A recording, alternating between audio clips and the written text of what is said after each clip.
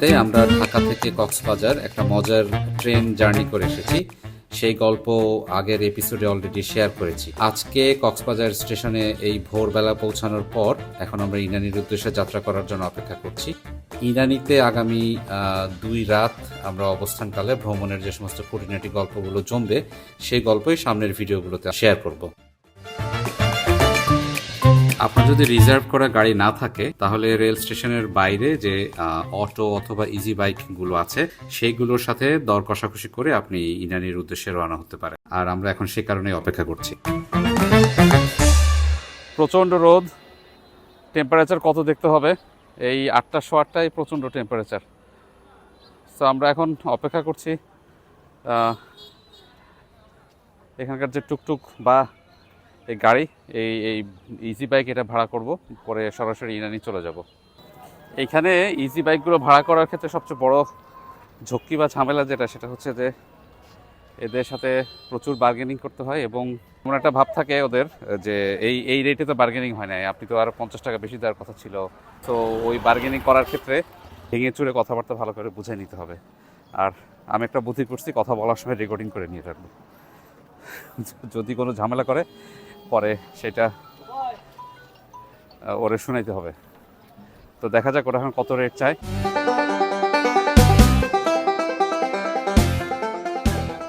ইনানি ডেরা resort কত নেবেন আপনি? 800 টাকা ভেঙে ভেঙে ধরলেন মামা। এখান থেকে ডলফিন মোড়, তারপরে হচ্ছে ওখান থেকে এরকম কত যাইতে পারবেন সেটা বলেন। ডেরা রিসোর্ট চিনেন তো? হ্যাঁ 600 টাকা দেই আমি।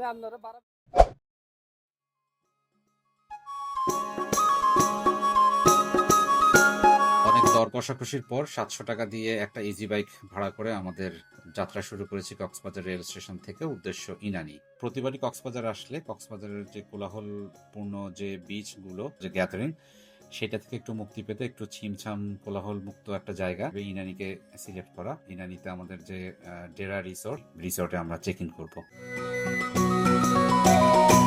এখন তো ট্রেন, বাস, প্লেন অনেক যাত্রী সারা বছর নাকি? ট্রেনে বেশি না? মামার বাড়ি গিয়ে এখানে না চিটাগে?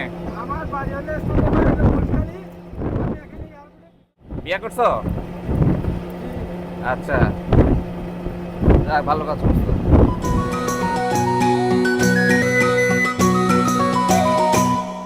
কক্সবাজার আসার এই জায়গাটা হচ্ছে সবচেয়ে বেস্ট।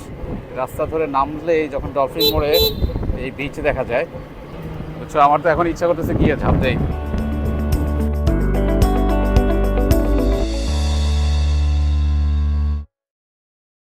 ডলফিন মোড় থেকে ইনানির দিকে মেরিন ড্রাইভ ধরে যাওয়ার পথেই চোখে পড়লো রাস্তা সিঙ্গেল লেন থেকে ডাবল লেনে উন্নীত করার কাজ চলছে। এটা স্বস্তির বিষয়। অনেকদিন ধরে এই বিষয়টি নিয়ে দাবি ছিল। এর একটা সোশ্যাল এবং ইকোনমিক্যাল ইম্প্যাক্ট তো আছেই, পাশাপাশি কক্সবাজার এয়ারপোর্টটা কিছুদিন পরে যখন আন্তর্জাতিক এয়ারপোর্ট হিসেবে উন্নীত হচ্ছে, পর্যটকদের যে চাপ বাড়বে, ইনানির দিকে যে সমস্ত পর্যটকরা যাবে তাদের যে চাপ, সেটা চাপ সামাল দেওয়ার ক্ষেত্রেও এই রাস্তা উন্নয়নের কাজটা একটা ইতিবাচক প্রভাব ফেলবে।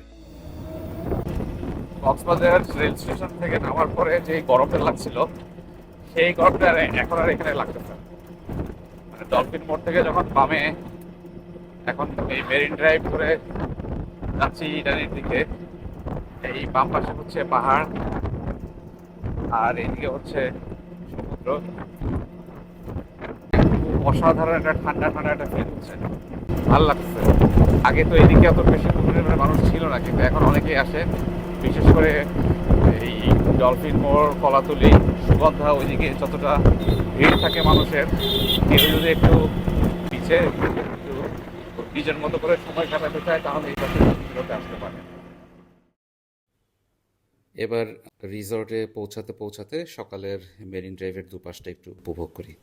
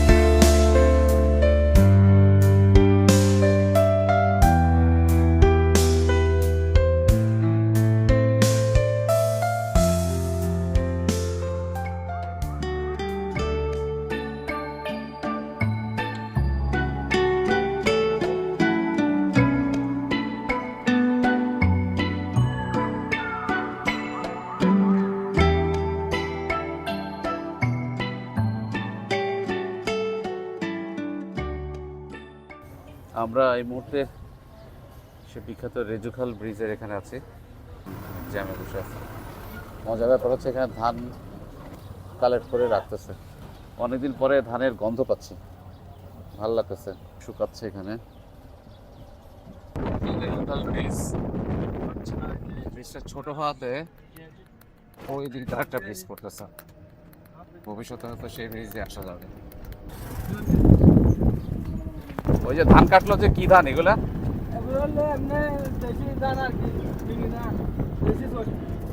ও আচ্ছা, এদিকে সুপারি বাগান অনেক, দেখছো? একটা সুপারি 10 টাকা।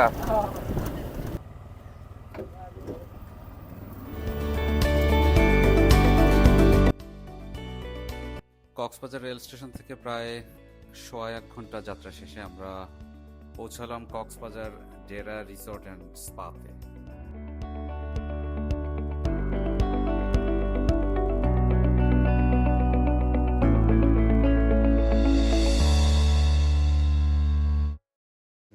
এপ্রিলে একটা লম্বা পথের ট্রেন জার্নি শেষ করে এবং সকাল থেকে এখন পর্যন্ত ব্রেকফাস্ট না করে প্রচন্ড টায়ার্ড হয়ে পড়েছি। ওয়েলকাম ড্রিঙ্কে একটু চুমুক দিয়ে হোটেল চেক ইনের ফর্মালিটিস গুলো শেষ করে ব্রেকফাস্ট না করে আর পারলাম না।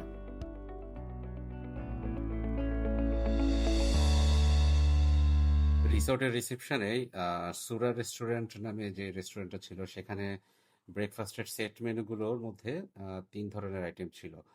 একটা কন্টিনেন্টাল ব্রেকফাস্ট, ডেরা ব্রেকফাস্ট, আর একটা ছিল বেঙ্গলি ব্রেকফাস্ট। তো আমরা ডেরা ব্রেকফাস্টটা সিলেক্ট করলাম। ফ্রুট জুস, সিরিয়াল, 2টো ডিমের একটা omelette, hash brown potato, grilled tomato, আর সাথে সিজনাল ফ্রুট, টি অথবা কফি, সবকিছু মিলে এটার দাম পড়েছিল 650 টাকা। দিনটা আমাদের জন্য একটু ক্রুশিয়াল, বিকজ আমাদের চেক ইন হচ্ছে 2টায়। সেটা 12টায় করতে পারবো, বাট আগের গেস্ট যদি আর্লি চেক আউট করে তাহলে। এখন আমরা এসে ডেরা রিসোর্টে চেক ইন করে রিসেপশনে বসলাম।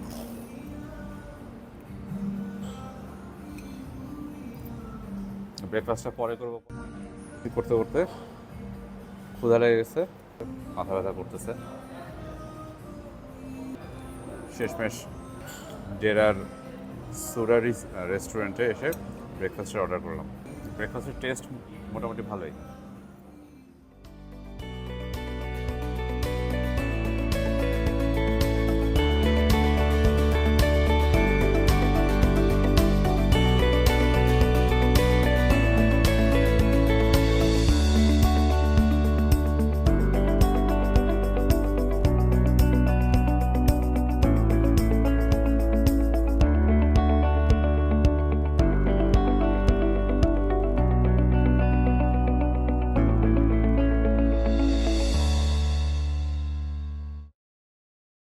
ব্রেকফাস্ট শেষ করে রিসোর্ট প্রেমিসিসটি আরেকবার ঘুরে আমাদের যে নির্ধারিত রুম, যেটা টাওয়ার বিল্ডিং এ আছে, সেই দিকে আমরা যাচ্ছি।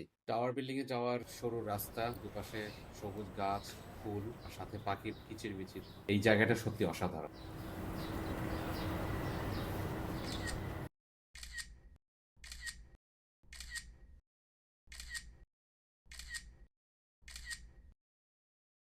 সুদীর্ঘ প্রায় 4 ঘন্টা পরে আজ এখন এইমাত্র আমরা হোটেল রুমটাও পেলাম।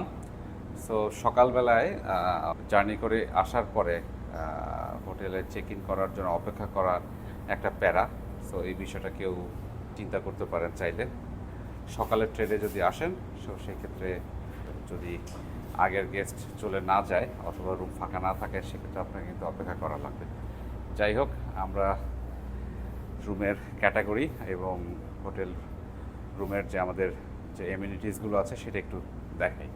আমাদের রুম ক্যাটাগরি হচ্ছে সি ভিউ উইথ ব্যালকনি এবং রুম নাম্বার হচ্ছে 303। সো ঢোকার পরেই এই হাতের ডান দিকে পড়বে হচ্ছে ওয়াশরুম। সো ওয়াশরুমের পাশে হাউসকিপিং থেকে কি আইটেম প্রোভাইড করা হবে রুম এমিনিটিস হিসেবে এবং ওয়াশরুমের জন্য, সেটার একটা লিস্ট ডান দিকে দেওয়া আছে এবং অন্যান্য যে সমস্ত সুইচ থাকে, কার্ড ফোল্ডার।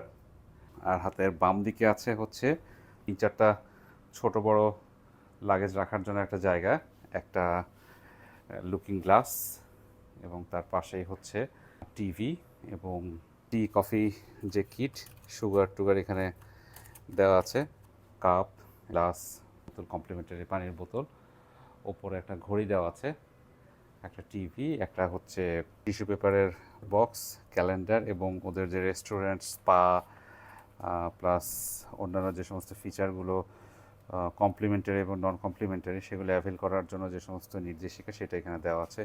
গেস্টদের জন্য একটা স্পেশাল নির্দেশিকা যেটা নর্মালি থাকে সবসময়।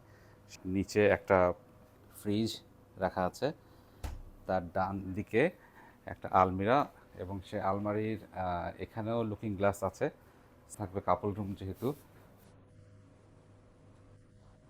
একাধিক গ্লাস প্রয়োজন পড়বে, ব্যবহার করতে পারবে। আলমারির ভেতরে হচ্ছে এইভাবে শেলফ সাজানো, একটা সেফটি লকার, জায়নামাজ আছে, হ্যাঙ্গার আছে, বেড, বেডের ডান দিকে কর্নারে হচ্ছে একটা বিন, লাইট ফ্যানের সুইচ এবং PBX phone set, reading table lamp. বাম দিকে হচ্ছে একই ধরনের ফিচার বাট লাইটের সুইচ যেটা সেটা এখানে একটু কম। দুই পাশের বক্সেই দুটো করে ড্রয়ার আছে। আর সবচেয়ে বড় ব্যাপার হচ্ছে যে এই রুমের সাথে সি ভিউ উইথ ব্যালকনি যেহেতু, সো ব্যালকনিটা দেখাই। এই হচ্ছে সি ভিউ উইথ ব্যালকনির, এই সবগুলোই হচ্ছে ব্যালকনি সহ। আর সামনে হচ্ছে ওই যে সমুদ্র। সো আপনি চেষ্টা করবেন কেউ যদি এখানে বুকিং দিতে চান ওপরের দিকের হাইটের রুমগুলো নেওয়ার, তাহলে হচ্ছে সি ভিউটা সবচেয়ে ভালো পাওয়া যায়। আমরা আগামীকালকে উপরের রুম ফাঁকা হলে তখন উপরের রুমে শিফট করার চেষ্টা করব। এইখানে একটা আর্টওয়ার্ক আছে, সিলিং ফ্যান আছে, এইদিকে হচ্ছে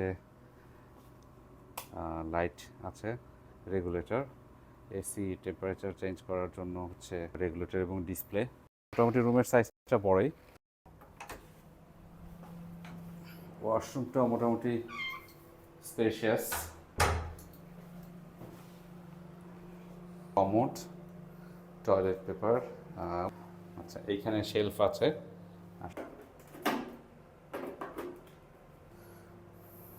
এখানে শাওয়ার জেল, শ্যাম্পু থেকে শুরু করে অন্যান্য যা যা থাকা দরকার সবগুলো আমি দেখলাম আছে। ডেন্টাল কিট আছে, শাওয়ার ক্যাপ, এখানে টাওয়েল এবং অন্যান্য। একটা অ্যাডিশনাল যেটা অন্য কোথাও দেখিনি আমি, সেটা হচ্ছে এখানে একটা মোড়া আছে। সেটা হতে পারে যে বয়স্ক যারা শাওয়ার নিতে গিয়ে যাদের বসার দরকার তাদের জন্য এটা একটা ভালো সুবিধা দিবে। মোটামুটি সব ওয়াশরুমে যেরকম থাকে সব এমিনিটিসগুলোই আছে। বা এই ক্যাটাগরির রুম যে সেটার রুম রেটটা একটু বলি। নর্মালি ভ্যাট এবং ট্যাক্স সহ এই রুমের চার্জ পড়বে হচ্ছে 14,000 টাকা। আমরা একটা ডিসকাউন্ট প্রাইসে এটা পেয়েছি, তো আমাদের 12,000 টাকা করে পড়ছে 2 নাইট স্টে করার জন্য উইথ কমপ্লিমেন্টারি ব্রেকফাস্ট। চেক ইনের পর একটু রেস্ট নিয়ে এবার বিকেলটা নেমেছি চারপাশটা একটু ঘোরাঘুরি করার জন্য। একটা অন্যরকম বিকেল, মাথার ওপরে মেঘ, ওইদিকে সূর্যাস্তের সময় আকাশের রং একটা গোল্ডেন গোল্ডেন ভাব চারপাশে, অসাধারণ।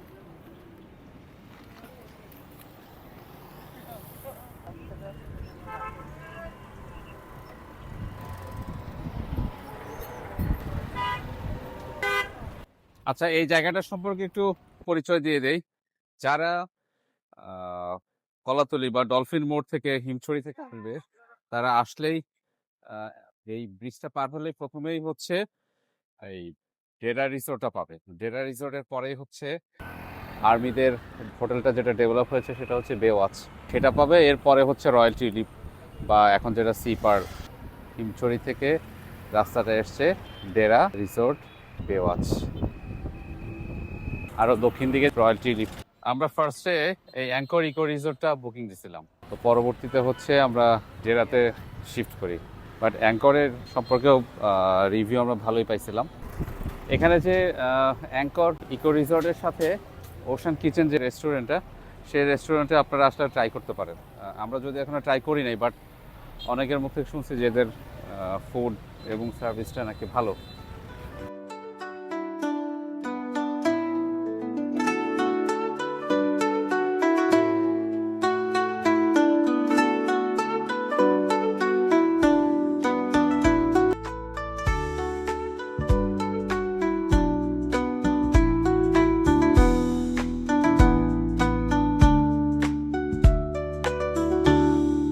ইন্দোনেশিয়ার বালি বালি ফিল পাচ্ছি, সুন্দর করছে। তো আজকে দেখি ডিনার এখানে করা যায় কিনা, খাওয়া দাওয়া পরে নাকি? হ্যাঁ, বিচে যায়।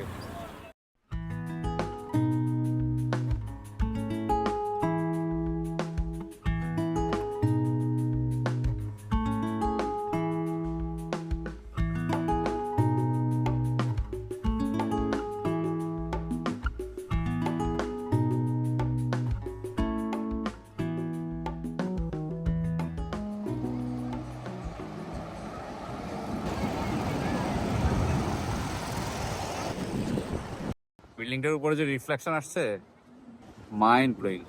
সারা রাতের ট্রেন জার্নি অথবা সারা দিনের ক্লান্তি শেষে এই রকম একটা মনোমুগ্ধকর সূর্যাস্তের অপেক্ষা করাই যায়। কক্সবাজার শহরের সূর্যাস্ত এর আগেও দেখেছি, কিন্তু আজকের সূর্যাস্তটা একটু বেশি মনোমুগ্ধকর মনে হচ্ছে। কক্সবাজারের কলাতলী, সুগন্ধা বিচ অথবা লাবণী পয়েন্টের বিচের কথা যদি ধরি, সেই তুলনায় ইনানির এই বিচগুলোতে লোক সমাগম অপেক্ষাকৃত কম থাকে। আর এই কারণে নিজের মতো করে কিছুটা সময় কাটানো, সূর্যোদয় অথবা সূর্যাস্ত উপভোগ করার জন্য দুর্দান্ত কিছু মুহূর্ত এখানে পাওয়া যায়।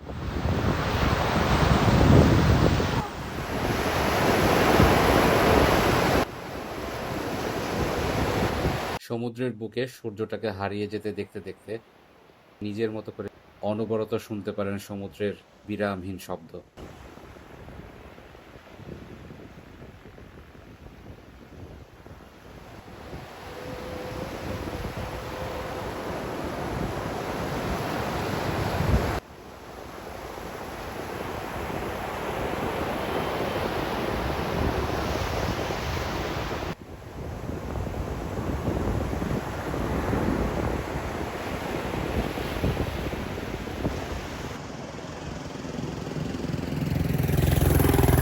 বেওয়াচের ডিজাইনটা দেখো ভালো করছে, প্রত্যেকটা রুম সি ভিউ, সবগুলো রুমের ব্যালকনি বিচের দিকে।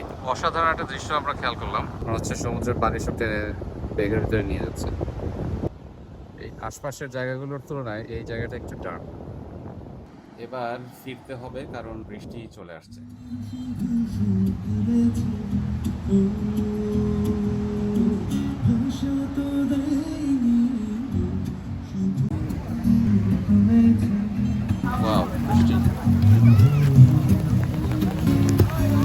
বৃষ্টি থেকে বাঁচতে আমরা বেওয়াচ লাউঞ্জে গিয়ে অপেক্ষা করব। বেওয়াচ লাউঞ্জে আমাদের কোনো ফুড ট্রাই করার সুযোগ হয় নাই, ওইটা নিয়ে কোনো রিভিউ দিতে পারবো। বাট যেটা শুনলাম যে ওদের যে ড্রিঙ্ক বা জুস এইগুলো নাকি ভালো।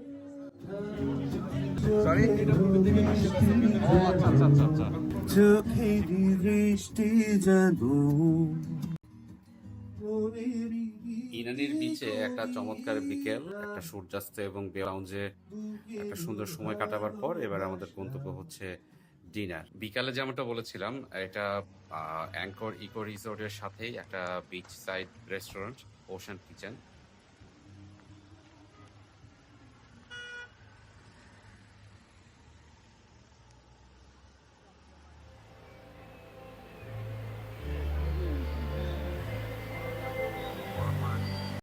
আচ্ছা, আমরা আইটেম নিলাম হচ্ছে ভেটকির ভর্তা নিলাম একটা রাইস, একটা ডাল, তাই তো। লইট্টা ফ্রাই নিলাম একটা, রূপচাঁদা ফ্রাই একটা নিলাম, আর হচ্ছে স্পেশাল ডাল। আচ্ছা, এগুলোই তো নিলাম। এটা ভাত, রূপচাঁদা, ডাল, এটা হচ্ছে ভেটকির ভর্তা, আর এটা হচ্ছে লইট্টা ফ্রাই। আচ্ছা, এই কক্সবাজার বা এই ধরনের জায়গায় আপনারা যদি খাবার অর্ডার করেন, রাইসে ওরা একজনের জন্য যে কোয়ান্টিটি দিয়েছে নিমিষেই দুইজন হরহামেশাই খেয়ে ফেলতে পারবে। আমার মনে হয় ওরা যদিও 1:1 বলে, বাট যে কোয়ান্টিটি থাকে তাতে দুজন খেতে পারবে। ভর্তা বা সব কিছু এখন কারো যদি টেস্ট বাড একটু ডিফারেন্ট থাকে, কেউ যদি একটু মুখরোচক খাবার খেতে একটু বেশি পছন্দ করেন, তিনি হয়তো পুরোটাই খেতে চাইবেন। বাট আমরা রাইসের ক্ষেত্রে যেটা দেখলাম, প্রায় এটা 2 জন খাওয়া সম্ভব। সো যখন অর্ডার করবেন তখন সেই ক্ষেত্রে এটা চিন্তা করতে পারেন। এখন অনেকগুলো রাইস রয়ে গেছে, আমরা নিলাম 2 জন, তারপরেও হচ্ছে অনেকগুলো রাইস পাচ্ছি। এটা কিন্তু একজনের রাইস বলেছিল ওরা, 2 জনের কনফার্ম। আমরা শান্তিমতো পেট পুড়িয়ে 2 জন খাওয়ার পরে এতগুলো ভাত রয়ে গেছে। সো কোনো কারণ নাই 2 জন যদি হয় তাহলে এক্সট্রা একটা ভাত অর্ডার করা, শুধু শুধু অর্থের অপচয় করে লাভ নেই। তার চেয়ে যদি হ্যাঁ যারা কম খায় 3 জনও খেতে পারবে। এক্স্যাক্টলি। ওশান কিচেন রেস্টুরেন্টে আসলে অন্যান্য খাবারের সাথে স্পেশালি এই গরুর দুধের চা, এটা যে কেউ ট্রাই করতে পারেন। আমি নর্মালি গরুর দুধের চা ওভাবে পছন্দ করি না, বাট এই চাটা অবশ্যই প্রশংসার দাবি রাখে। আমার ধারণা যারা যারা চা খায় তাদেরকে এটা নিরাশ করবে না। আচ্ছা, আমাদের বিলটা চলে আসছে। আমাদের বিলে টোটাল কোয়ান্টিটিটা ছিল একটু বলি। একটা হচ্ছে রূপচাঁদা ফ্রাই 450 টাকা, প্লেন রাইস 80 টাকা, একটা হচ্ছে স্পেশাল ডাল ছিল এটা 150 টাকা, একটা লইট্টা ফ্রাই 230, একটা ভেটকি মাছের ভর্তা নিলাম 250 টাকা ছিল। আচ্ছা, আমরা দুটো নিয়েছিলাম না, 70 টাকা করে 140। একটা রাইস পুডিং সেটা ছিল 100 টাকা, টোটাল সব মিলে 1440 টাকা। আমরা এখন অ্যাঙ্কর না ওশান কিচেন রেস্টুরেন্ট থেকে আমরা এখন ডিনার করলাম। এই রেস্টুরেন্টটা বেসিক্যালি এই অ্যাঙ্কর স্পা অ্যান্ড কি যেন অ্যাঙ্কর স্পা অ্যান্ড রিসোর্ট, এই রিসোর্টের সাথে আমরা যখন 30 তারিখ আসার কথা ছিল তখন এই রিসোর্টটাই বুকিং করেছিলাম। বাট পরবর্তীতে ট্রেনের টিকিটটা না পাওয়াতে আমাদের আবার ডেরা রিসোর্টে চলে যেতে হয়। ছবিতে যতটা সুন্দর লাগছিল এই অ্যাঙ্কর রিসোর্টের অ্যাম্বিয়েন্স তার চেয়ে বেশি সুন্দর লাগতেছে। চমৎকার অ্যাম্বিয়েন্স, চমৎকার পরিবেশ, অসাধারণ সময় কাটতেছে। এবং মজার ব্যাপার হচ্ছে যে এখানে ছবি তোলার জন্য যারা খুব ছবি তুলতে, ইনস্টাগ্রাম করতে, রিল করতে পছন্দ করেন তাদের জন্য খুব সুন্দর একটা জায়গা। এখানে ছবি তোলার মতো অনেকগুলো প্লেস আছে। বালিতে যেমন দেখেছিলাম একটু বালি ফিল পাচ্ছি আমি। একটু আমি ফ্রন্ট ক্যামেরা না দেখে ব্যাক ক্যামেরায় দেখাই।